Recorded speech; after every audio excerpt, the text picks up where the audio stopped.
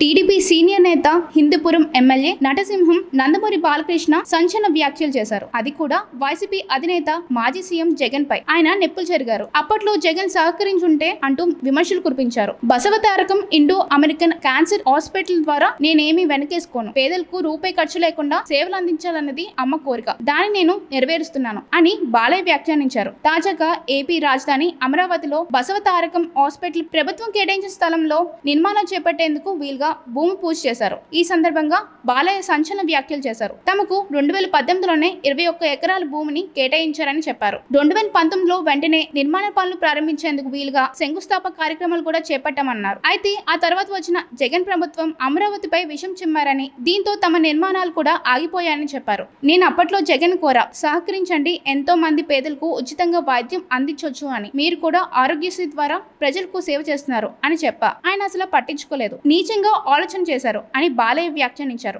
నాడు ఆ ప్రభుత్వం అడ్డుపడిపోయి ఉంటే, ఏ మాత్రం సహకరించి ఉంటే ఇప్పటికీ అమరావతిలో బసవతారకం హాస్పిటల్ సేవలు అందుబాటులో వచ్చి ఉండేవని బాలయ్య చెప్పారు. తాము నిస్వార్థంగానే సేవలు అందిస్తామని బాలయ్య వెల్లడించారు. ఈ హాస్పిటల్ నుంచి మేము రూపాయి కూడా తీసుకోబోమని, విరాళాల ద్వారానే హాస్పిటల్ నడుస్తుందని బాలయ్య చెప్పారు. చాలా మంది వైద్యులు ఇక్కడ ఉచిత సేవలు కూడా అందిస్తారని చెప్పారు. ఆయన గత ప్రభుత్వం తమపై కక్ష కట్టినట్టు వ్యవహరించిందని బాలయ్య నిప్పులు చెరిగారు. ఇప్పుడు కూటమి ప్రభుత్వం రాకతో వడివడిగా నిర్మాణాలు మొదలు పెట్టామని, త్వరలోనే కళ సాకారం అవుతుందని, 2028 నాటికి సేవలు అందించేలా ప్లాన్ చేస్తున్నట్టు వివరించారు.